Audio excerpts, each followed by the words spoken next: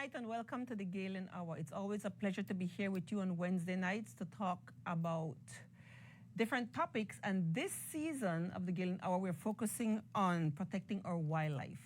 And this episode is particularly focusing on the Belize Wildlife Referral Clinic, looking at the programs they offer, the work that they do, but also ensuring that we talk about the Wildlife Ambassador Program. I have in studios with us tonight two representatives from the Belize Wildlife Referral Clinic, and we have two guests also coming on virtually. I see Ms. Dene, who is from Galen University. She is the coordinator of the Environmental Science Program. Welcome, Ms. Dene. Thank you for joining us. Okay. We're not hearing Ms. Dene. Yes. Sorry about that. I was muted. Okay. Good night, Ms. Diana. Thanks for the invitation. Great to have you on. We also have, and we're so happy that she could join us, the Belize Wildlife Referral Clinic's founding director and veterinarian, Dr. Isabel Paquette Duran. Dr. Isabel, thank you so much for joining us tonight. Hi there. Thank you so much for having us. Great. We look forward to the conversation. In studios, we have with us Max Ram, who is a wildlife and One Health educator. Welcome, Max. And we also have joining us Gian Vasquez, who is also a wildlife and One Health educator for the Belize Wildlife Referral Clinic. Gentlemen, welcome. Ladies, welcome. I'm Diana Gomez Perry-Feet. I get the pleasure of hosting the Galen Hour for the last 10 seasons, so it has certainly been a pleasure. And as you may know, the Galen Hour is a Galen University production that showcases its dedication to academic excellence, advances sustainable development, and cultivates a passion for lifelong learning. We look forward to the discussion we're going to have tonight. Stay tuned. We'll be right back after a quick ad.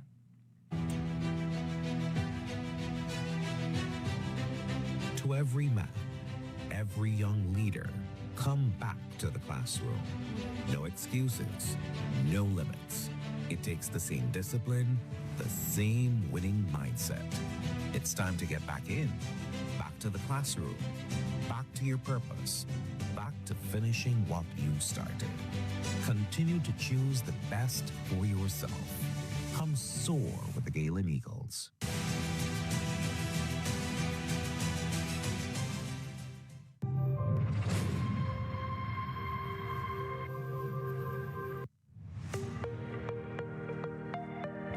Good day, everyone. My name is Karima Lambert, and I am a proud Galen Eagle graduate. After completing my bachelor's degree in environmental science back in 2023, I was given all the skills and background information necessary in order for me to work for the government as a marine biologist and supervisor.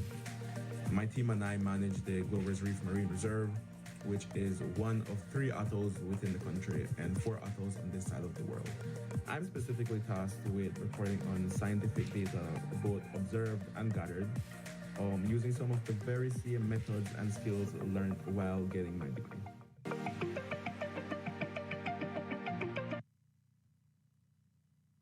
Welcome to the Galen Hour. Tonight we're talking with the Belize Wildlife and Referral Clinic. We have representatives in studio. We have Dr. Isabel coming in virtually along with Ms. Dene, who is the Environmental Science Program Coordinator for Galen University. So welcome to our guests. So let's get into our discussion tonight. So Dr. Isabel, since we have you in and since you made such a special effort to be with us, let's start with you.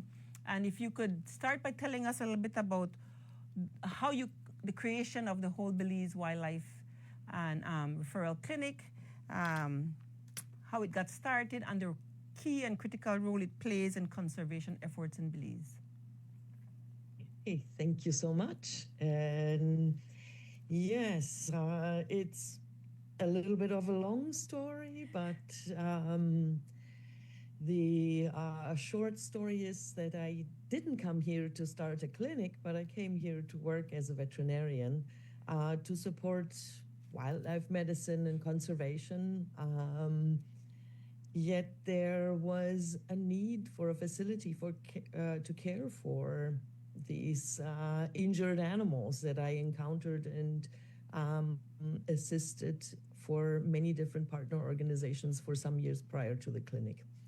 And ultimately, it was one patient that then tipped the balance and made me try to write a grant and try to get some funding, and it succeeded, and that started the clinic. But the inspiration was a strong need, encountering many injured animals originating from either illegal traffic or oftentimes from conflict, which is what drives many of our education and outreach efforts now that we'll be talking about tonight. So I personally, as a veterinarian, really enjoy caring and interacting or healing animals, if I shall say so. But the most important role that we play is certainly through our outreach and capacity building, because most of the injuries that we see are caused by humans, often without knowing. So that inspired the start of it all. Fantastic. You said something just now that I think is important for us to talk about, or at least to bring awareness to the fact that the funding issue, wildlife cannot pay bills. So it is very important for the wildlife clinic, I'm certain, to find ways to generate funds and to raise funds so we can continue to care for this is such a critical and very important service. So I want to say thank you on behalf of all of Belize, because this is so very important. And Dr. Isabel for coming to Belize, not intending to do this, but for making this a career and a service to our country. It's absolutely fantastic. You want to tell us a little bit about Spartacus? Is that a special story linked to the start of the clinic? Special story as in it's a baby monkey that came in severely injured, and he was the one that tipped the scale and made me say I cannot do care for these severely injured animals without having a proper clinic and some diagnostic tools like x-rays, because his arm was nearly severed. And he then turned into our logo, because the first grant I wrote required us to publicly gather votes, and therefore the organization that was at that point an idea of many years but only weeks old on paper needed this logo, and that is that baby monkey that is our logo. And miraculously enough, even without a clinic, we were able to care for him and reattach his hand. And he ultimately recovered with many years of care, and also thanks to our many partners, he returned to the wild. Not only did he survive the severe injury, he also kept his limb, and he was able to be rehabilitated entirely, which again, for monkeys, baby monkeys, it takes many years. And in the wild, he's being monitored, and he has fathered many offspring. So when it comes to conservation stories, that is very unusual, because sadly we do see very high mortality in the field. But that little baby monkey that tugged at everybody's heartstrings, A, to make me try to write a grant, and then B, to make us win in this contest for this grant, probably because baby monkeys do have a special connection with, or many humans connect more easily to baby monkeys than they may do to other animals. Indeed. And yeah, he had a very lucky outcome. Thank you. So Spartacus defied the odds. Fantastic. I know Miss Danae is on with you as well tonight, and I wanted to ask about partnerships with the Wildlife Referral Clinic, and maybe this is a point where Ms. Danae, you can jump in and talk about Galen's role in working with the Wildlife Clinic, but also because Dr. Isabel talked about the outreach and education that is such a critical part of what the clinic does. So if you could chime in there for us, Danae. Excellent question, Ms. Deanna. So we're lucky to have the Belize Wildlife Referral Clinic directly down the road, like probably about 10-15 minutes from Galen University, which makes it perfect for our partnership. We initially reached out to them since I've been at the university to host the Wildlife Ambassadors program. A lot of the students enrolled in the environmental science program were very much engaged and loved having this new activity on campus. It gives them a change from just the normal theory, the books. They actually get to see what's happening in Belize. They get to learn about actual national initiatives, which is great, which is exactly what we want our program to be. We provide them with skills with these unique training sets. And we were lucky enough, like I stated, to have Dr. Isabel come in and do a first round of training. And not just with our environmental science students, but other students from Galen University, including those within our vet tech program. They also enrolled in the Wildlife Ambassadors program, the first cohort that we had at the university. We did that about 2 years ago. I think we had excellent turnout for that one, and students got the chance to. Was it a pet boa? The boa that was located within the clinic. Dr. Isabel took the boa on campus, and I think it allowed the students to not really fear animals, but see them as something that's a part of the ecosystem, something that they can appreciate, something that should not be scorned or something that you shouldn't run away from immediately. But again, trying to allow them to have an appreciation for wildlife that they normally don't get when you're just seeing it in a book. We know in the next couple of weeks, I believe, we're having a second cohort enrolled in the Wildlife Ambassadors program. Our students are really thrilled again. These new students, since they heard about the first cohort and everything that happened and the unique opportunities that they got. So we're having the second cohort in a couple of weeks' time, and we have approximately 20 students already signed up for this second version of the program.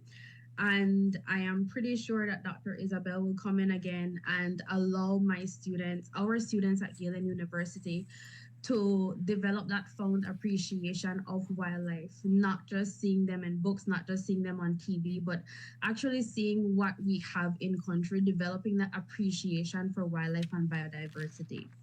And thanks, Dr. Isabel, for that. It's truly appreciated.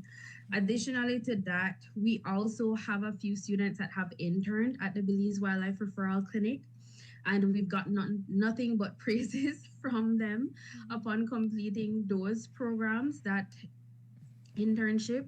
The students come to Galen. They love having this theory portion of their education, but providing them with that practical knowledge and those skills that they actually need has been pivotal to them. And I guess we can see that in the video that played just a while ago concerning Mr. Karimi. The skills that we provide these students both inside and outside the classroom are pivotal for them actually incorporating themselves within the workforce in Belize. And that's exactly what we're doing here. Fantastic.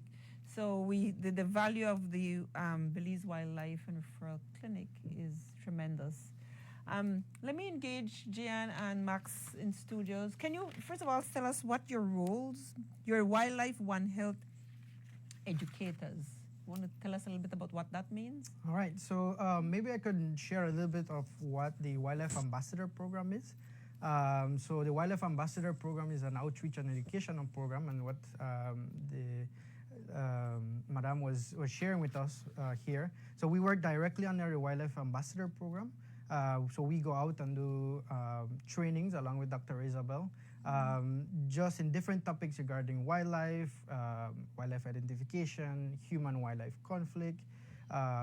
We also engage the Forest Department, who also helps us with teaching our ambassadors on the legislation that protects wildlife in Belize, as well as other topics including wildlife emergency and assessment, wildlife emergency response, a little bit on rehabilitation. So we work directly under this. We also do school visits. We also work a lot on social media outreach, because this is where the public is. This is where they're watching. So we take advantage of that, and we do a lot of public awareness in social media. Right. In short, that is what we mainly do at the clinic. But of course, we do have other tasks and things that we tend to do. We help out the animals. We help out everyone at the clinic. Does a little bit of everything as well. Great. Max, do you want to add anything to what Jen said? Yeah, so it is a very diverse program, the Wildlife Ambassador Program. We do cover a lot of different topics through this, and it's a great opportunity to reach out to groups that otherwise wouldn't learn about the unique wildlife and biodiversity we have in Belize. And again, a large focus of the first portion of this, or the first phase of this program, as well as the current second phase, has been law enforcement. So reaching out to officers, getting them aware of the legislation regarding wildlife, and also building great collaboration with different groups is a large part of it. We have an ongoing Wildlife Ambassador Network in which we connect people. We have annual conferences. We recognize annual wildlife heroes. And, all of this comes together to play a great role in fostering better animal care here in Belize, especially for our wildlife, which is at risk. Great. Do you want to tell us a little bit about any myths or misconceptions that you encounter as you engage your public? There are so many. So there's a lot of myths both surrounding the wildlife here in Belize as well as the different rehabilitation practices that people take. A couple examples would be, lately we've seen a lot of misconceptions about porcupines. So a lot of people might believe that these animals can actually shoot their quills at you, shoot their spines, and you're at risk if you see one. Because of this, these animals are often victims of abuse. We see a lot of children stoning them. We see a lot of different very sad cases. So that's very untrue. These quills are specialized hairs. They can't come off that easily. And when they do, they actually injure the animal. Another one, we do highly respect traditional knowledge at the clinic as well, but there are some that lead to animals being injured. We have the case with our barn owls, very common here in Belize City and across the country, being looked at as the such, which is an omen of death. They say if a barn owl flies past your house, that means that somebody in the house is going to pass away soon. Whereas the reality of this situation is that the only thing that's going to be dying with these barn owls around is a lot of rats. These are great additions to our ecosystem. They provide a valuable service to us, and they mean us no harm whatsoever. So there's these. I could go on. There's a lot of different myths surrounding wildlife. But I think I'll leave it at that. Yes, good. I used to have two that would visit my yard. My yard has no trees, it's cement, but they would come and sit on the basketball rim. And I never could understand. I'd reach out to find out why. They said, well, maybe you have rats. And I'm like, I don't have rats in that. I mean, maybe mouse would, So but I haven't seen them in a while. But I always welcome them. So it's interesting to know that. Definitely. How they're treated. I never thought of it that way, but I was just wondering why they chose me. But yeah. So what are some of the biggest challenges the clinic faces in treating the wildlife? In terms of resources, Dr. Isabel can chime in here if she wants, or resources, awareness, or human-wildlife conflicts. I know you mentioned a lot of the mortality or injuries coming from interaction with humans, Dr. Isabel. Do you want to talk a little bit more about that, please? Yes. So, sorry, I took some notes actually. Yeah, the biggest challenge, as you mentioned, actually, is of course supporting everything financially. But in regards to the field of rehabilitation and wildlife rescue, there are countless challenges that we talk about in that program in an introduction as well, from very severely injured animals that we can no longer help. We can only alleviate suffering that is always traumatic for everybody involved. We see so many animals where if people only knew better, that it could have been prevented. So that is certainly a challenge as well. But when it comes to what do we see, there's a huge variety of different species, from the birds that get hit by windows or cars or attacked by dogs, coatis and kinkajous attacked by dogs again, or animals that have garbage in them or on them, and making education crucially important, and coping mechanisms to not become too depressed, because it can be quite sad at times, because sometimes we think we can save an animal and we still lose them. There's a lot of sadness to it. It's not an easy job, let's say it that way. I can imagine it's not an easy job. But I wanted to also talk a little bit about how the protocol works. Dr. Isabel and representatives from Max and so I've seen recently a jaguar in a community. You know, we see horses being treated less than, well, human. I'll say human. They're not being valued. Manatee is getting chopped by blades. There's all sorts of things that we animals being knocked down on the highways. Who do people call? Who should people call? And what is the role of the forestry department, if that's the correct department? And Yes. how do you work together?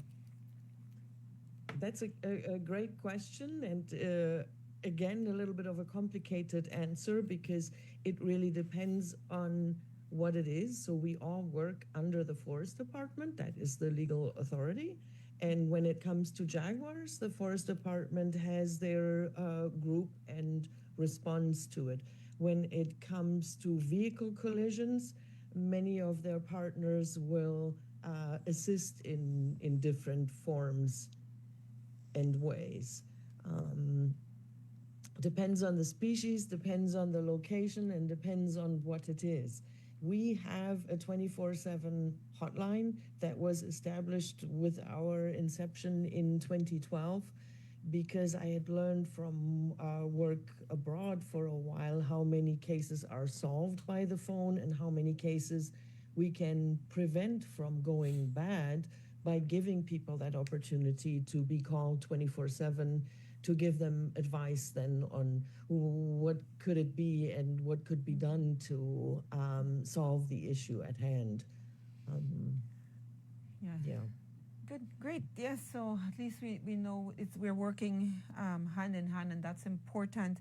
I know I'd asked about Spartacus, but is there another success story that you have of an animal being released into the wildlife and after being rehabilitated? So you bring them into the clinic. There's a rehabilitation center that you have before they're released. Can you tell us a little bit about how that works? Sure, Gian, yes. you will? Okay. Spartacus is in fact one of those really nice stories that we're really happy that is what the outcome that we desire, right? So they come in injured due to several different things, and we provide veterinary care for them, as well as we put them through a rehabilitation process. We train them to go back into the wild. We train them to be able to eat, to defend themselves, right? And then once they're ready to go back into the wild, they go, and our ultimate goal is for them to reproduce and procreate and strengthen the population of wildlife in Belize. That is the process. Like we mentioned, a very ideal case was Spartacus. We have many more. But unfortunately, some of them are not releasable, right? Some of them, due to various reasons, there's a very large complication in terms of wildlife rehabilitation. But we tend to want to use Gracie, who's in the zoo as well. She couldn't make it to the wild. She was way too young to go and undergo that rehabilitation process. However, a lot of these animals, they serve as ambassadors. She went viral. Literally, everybody in the country was talking about, and I heard about this last season, even abroad, right? Your little earrings and all of these things were very memorable, and it gives us an opportunity to vouch and to talk about wildlife throughout the country, right? So animals like this, they also serve as ambassadors. For example, another bit of a sad case, which the madam from Galen was talking about, was Margot. She's also an unreleasable boa. She's 8 to 10 foot. However, she got brain damage, so she cannot defend herself, nor she can't eat, right? And that is something that she wouldn't survive in the wild. There's Margot. So she became what we call an ambassador, right? Not a pet, she's an ambassador. And what we do is we use her to teach people, about the importance of boas. And like in Belize, they say, oh, snake, the snake, and they have a very negative outlook towards snake. But boas, they're non-venomous, right? They control the rodent population around our environment. So we tend to use her as an ambassador, and people, they get less scared, and they get to see the importance of the work that we do. Fantastic. Pictures always help, right? You're seeing all of these beautiful animals. But I must say that learning about them, meeting the people who work with our wildlife, and understanding the importance of conservation really makes a difference. So this is fabulous. Before we go to our break, I'd like to ask Ms. Dene, you could probably come in here as well. If Belize's wildlife could speak, what do you think they'd say to us about how we treat them? Because we're looking at it from a conservation, environmental, us cohabiting this planet and this region together. I think that if our wildlife here in Belize could speak, it would ask us to give them a bit of a break. Quite honestly, they could use a bit less pressure on them, whether it be by the destruction of ecosystems. I mean, we do see a whole lot of development going on, and people don't really take into account some of the species that might live there. Some of these are endangered species. Pollution of our waterways, people speeding too much on the roads and not really thinking about what could be around the next curve. There's a lot of different risks, and I think that wildlife would, ask for a little more lenience and a little more understanding, and as well to, keep our ecosystem intact. It is part of what makes Belize nature's best kept secret, as the tourism board does like to call us. And I believe that that's true, and they could, really use a little bit of adjustment period at least. I agree. Thank you. Ms. Dene, from an environmental perspective, working in that area, do you want to chime in here? I honestly believe that it would be the exact same thing, a plea for help. There is many misconceptions, as you just mentioned, concerning wildlife, especially if they quote unquote invade our private spaces. For instance, you and the owl. It's more of us not understanding that we should technically share our environment with them. We're encroaching on their spaces. There is a need for us to live in harmony with them. And that plea for help would be for us to understand that essentially we can both live in the same place and have a little separation, yes, for safety purposes, but we should not live in fear of wildlife. We should actually embrace it. Fantastic. This is a fabulous conversation and discussion. We'll take a quick break and we'll be right back with the Galen Hour. Stay tuned. My year. My education. Galen University. My choice for excellence in education. Apply today. For more information, email us at admissions@galen.edu.bz or give us a call at 614-6415. Come soar with the Galen Eagles.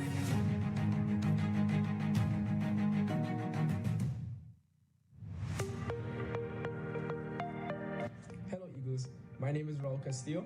I graduated Galen in 2022, earning a bachelor's degree in environmental studies. My time at Galen was like no other. I had the opportunity to work with professionals and work with like-minded individuals that had allowed me to gain the knowledge and the skills and put me on the career path that I am now. Through hard work, dedication, and involvement at Galen University, I had the opportunity to further my studies. As a Galen Eagle, I can proudly say that I hold a master's degree in marine biology and biotechnology, and I can proudly wear the title of a marine biologist. I currently work as a consultant with the Inter-American Development Bank in liaison with the Belize Fisheries Department. I can wholeheartedly say that Galen has shaped me into the professional that I am today.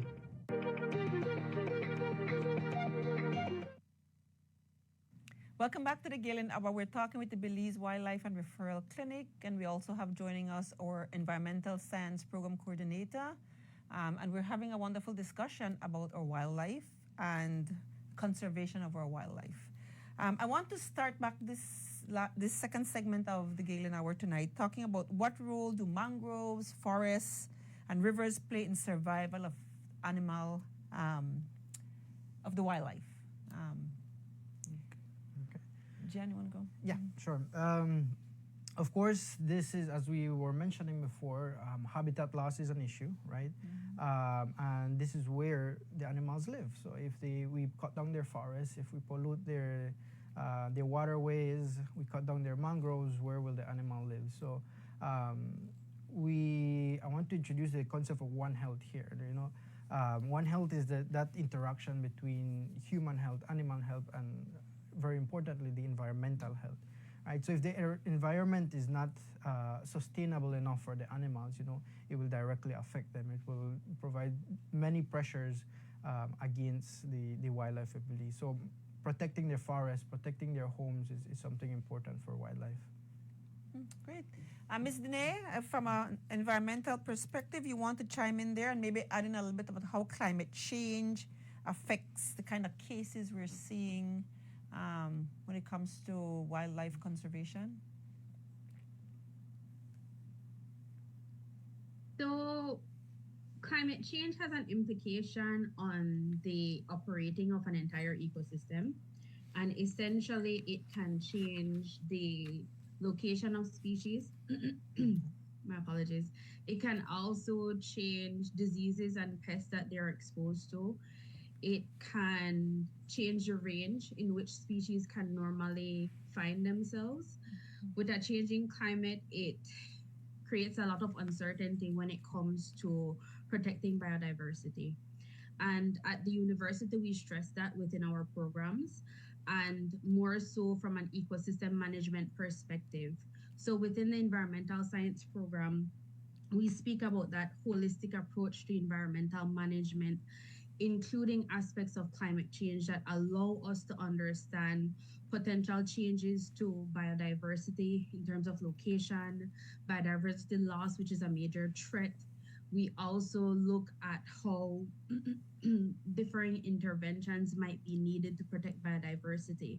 And this just basically enables our students to understand that the approach that we took maybe 5-10 years ago for biodiversity protection won't work in a changing climate. We need to take additional roles. We need a more hands-on approach to biodiversity protection and even wildlife management in Belize. And I'm pretty sure persons at the clinic can also attest to the fact that probably over the past couple of years, with our changing climate, with the changes that we've actually noted in Belize, that cases have probably increased, and maybe they're seeing differences in cases, so things that are outside of the norm. Dr. Isabel, maybe you can point to that a tad bit? Yes, that is a very, very important driver changing the entire planet. And what we've seen the most was a lot of more fire victims. But we have from floods to droughts, and then more increasing wildfires that immediately drive patients to us as victims of climate change. Indeed, you know, good food for thought. We know of as it gets hotter, we have all of these forest fires. And for some reason, the focus is on the forest that's burning and not on the animals that are being displaced. And so tell me what happens in a case like this. They run. Where do they go? How do they end up at the clinic? Are they caught?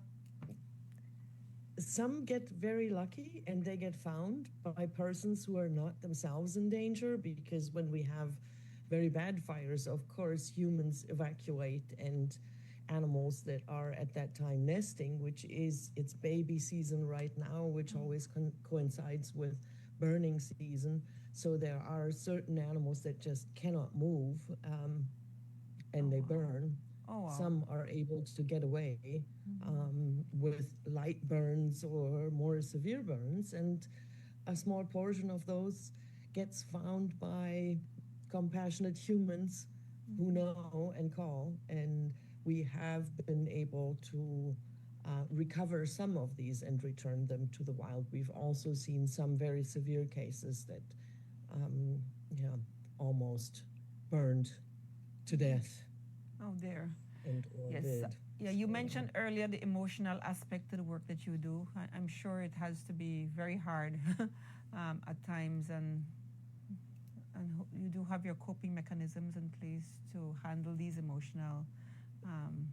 But we certainly have to start thinking more about the work that you do and the people who behind the scenes who are working so hard for the conservation of our wildlife. So thank you again. I can't say thank you enough, right? Dr. Isabel, but just listening to what you all do, you're a rich grounds for education, as you've said. And I know maybe we could talk a little bit about the programs that you offer. And I know possibly part of it is to fundraise for your clinic, but interns would come in to be part of this rich opportunity that you offer. You want to talk to us a little bit about possibly the courses you offer and the opportunities you offer for veterinarians, or Sure. to learn? Yeah, sure. Thanks for the opportunity. We basically have we teach whoever is interested. For Belizeans, we provide this for free, covered by grants. But we do also offer courses for international students who come, and there's either the intensive course where for 2 weeks there's full program, everything is scheduled with activities.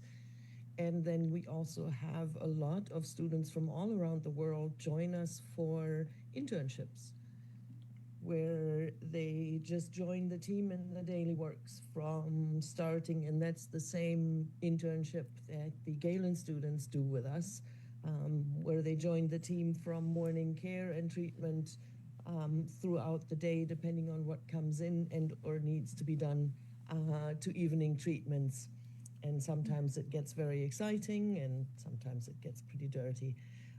So that's the internships. And if it is advanced students, then we also do clinical rotations, and we also do continuing education for veterinarians. Again, for Belizeans, we offer training for animal health assistants and veterinarians. We cover the cost one way or another, and then we also offer courses for international persons who then pay, and that is one of our few support mechanisms, is through these international, from students to veterinarians that come join us to learn. Fantastic. Do you find that you get interest from maybe tour guides or resorts who are in the jungle area, people who are working there, coming to you to learn about? Yes, we do, actually. We've had some request the training. So Chalk Creek was one example for that. And we have done a couple of trainings specifically for tour guides, and we have another one in the planning, because they are very, very important, because they see and interact with wildlife on a daily basis as part of their job. So they're a very, very important group of people to our work. Yes, they are. So maybe we could segue into talking about you've mentioned the Wildlife Ambassador Program, but I noticed you also have Wildlife Heroes. Yes, and some people were recently awarded Wildlife Heroes.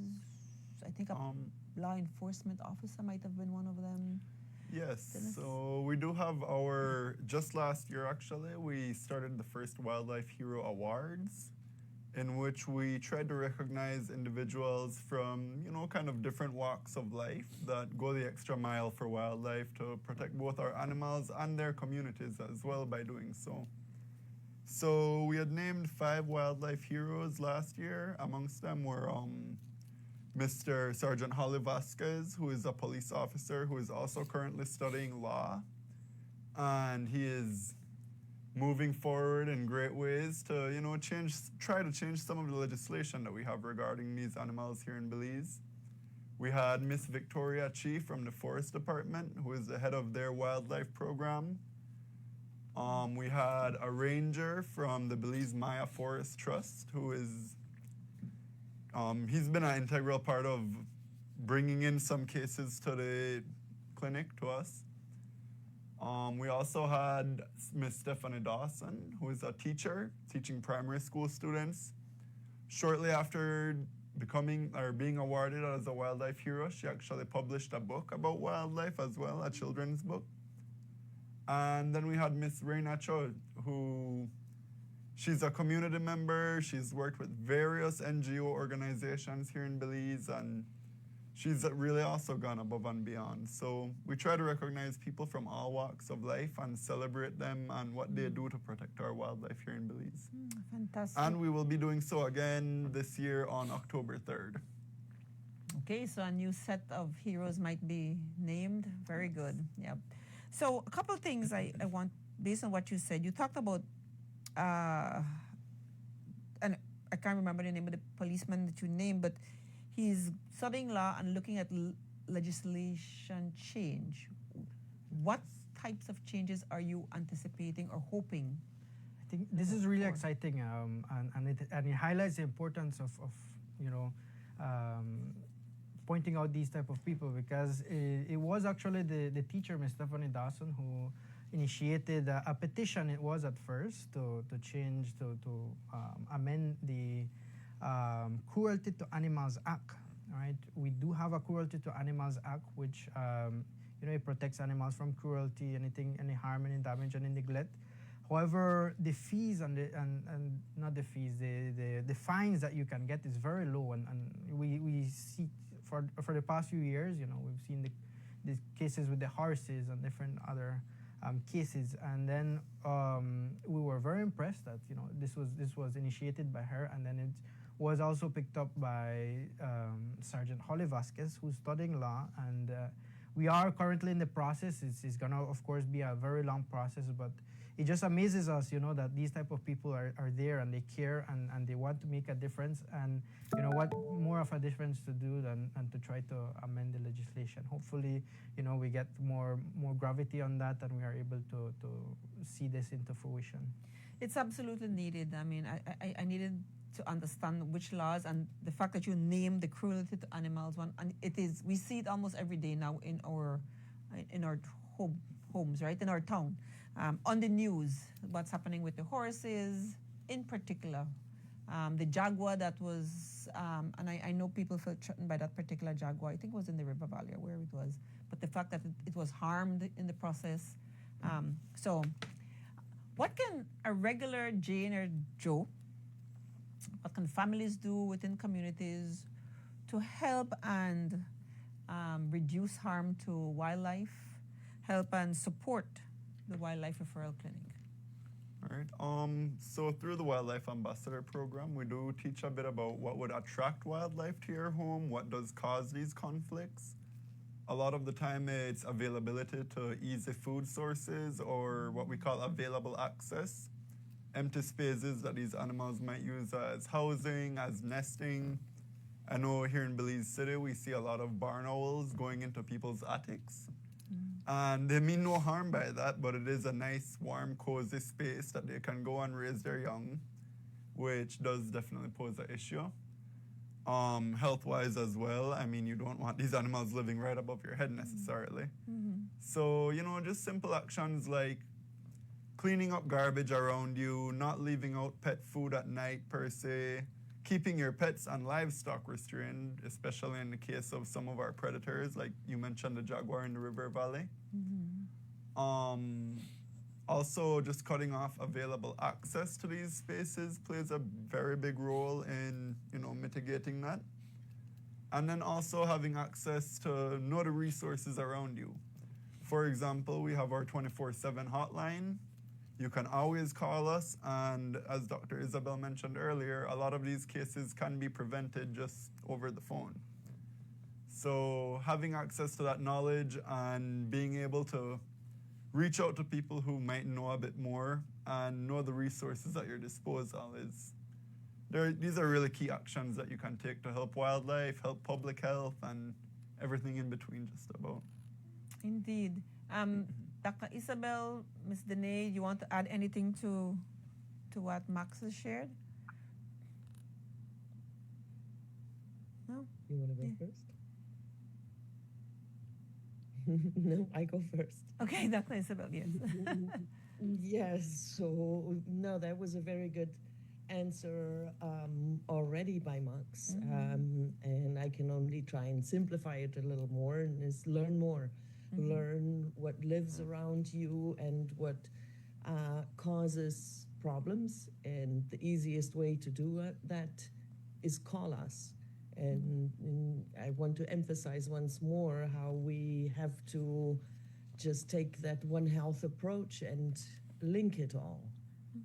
We don't think about what it means when we throw garbage on the side of the road, but what it will do is it will attract animals into the road who will then get hit by cars. And when animals get hit by cars, worst case scenario, that will cause a fatal traffic accident, which I have sadly had personal experience with.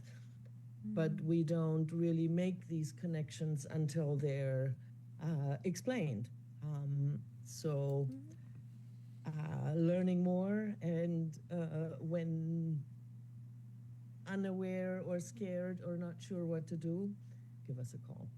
Great, yes. So I had a question asking what's one small but powerful action viewers can take from our discussion? And I must say, for me, just listening, is the use of the hotline.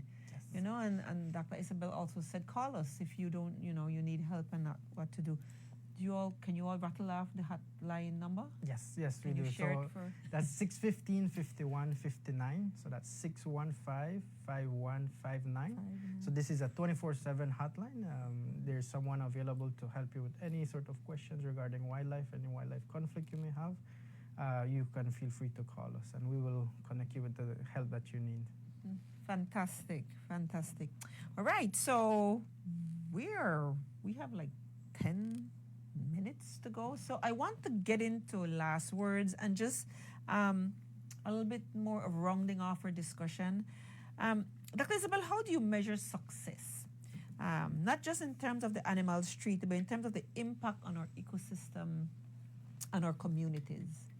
I'm kind of putting you on the spot a lot, Dr. Isabel, but Well, I'm still here. I'm still awake. And, I guess the biggest measure of success is the humans that we reach with our programs and assistance. Because yes, for me personally, as a veterinarian and wildlife rehabilitator, I care about the individual animal. As a conservationist, I care about populations and the ecosystem. As a human being, I care about my health and the health of my family and One Health. And the biggest issue we see is human impact. So the biggest impact we can make is trying to educate humans, and then probably our public outreach, even though me personally as a natural introvert, that was not what I originally came for, but efficiency-wise, I think that is the biggest success that we have. So animal count, we're reaching almost 7,000, but when it comes to humans, that's where it gets really important. Fantastic. Thank you. Ms. Dene, what message would you like to share with viewers about the importance of protecting Belize's unique biodiversity? So my main message, and it's the same message that I give my students most of the time, biodiversity equals life. Point blank, that's the message that we should always take with us. It should be engraved in us. We should learn to live with biodiversity, appreciate it. You mentioned conservation a bit ago. Conservation is a crucial part of biodiversity protection and is also crucial for our survival on planet Earth. We can't do anything without biodiversity. Belize would not be Belize. It would not be this biodiversity hotspot. It would not be this major tourist destination if we did not have biodiversity. So whenever we think of maybe stepping on the ant trail or killing the gecko that's roaming around the house, just remember biodiversity equals life. It's not necessarily important for us to get rid of them. It shouldn't even be a thought process for us to remove them from the natural system because they provide some service that is necessary for us. So just remember biodiversity equals life.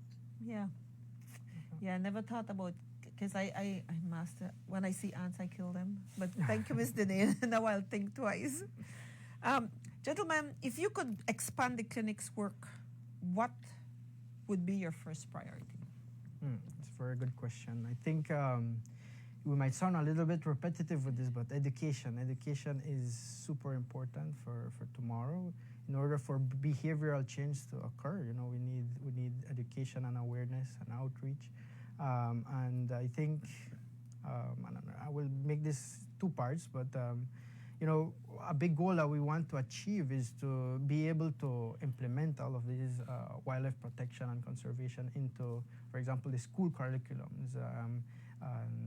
For example, the law enforcement who, they're police officers, but unfortunately they don't know a lot of these Wildlife Protection Act. We want to implement this into like their curriculum for police trainings. We want to work with the tour guides to be a part of that tour guide training to be able to share this. And of course, when all of these happen and then the children get to learn from their small about wildlife conservation, then is when you have a behavioral change. And number two, of course, we do want to continue doing the work that we're doing. We're expanding. Currently, we're not in a permanent facility, so we're happy to share that we're building a permanent facility for a permanent clinic. So we do want to leave that legacy for the day of tomorrow, and we want to get a lot more Belizeans involved in the veterinary field as well as the conservation field, and to be able to do this work for coming, right? But ideally, with all that education and everyone knowing and taking care of wildlife, well, eventually we will run out of a job and we'll stop seeing animals. But of course, there will always be a case or another that we will need vets, we will need conservationists to deal with our beautiful wildlife of Belize. I don't think you'll ever run out of having animals to help us rehabilitate and to ensure their survival. Max, is there any last words you'd like to share with our viewing audience? No, I think we have covered a lot of different bases here today.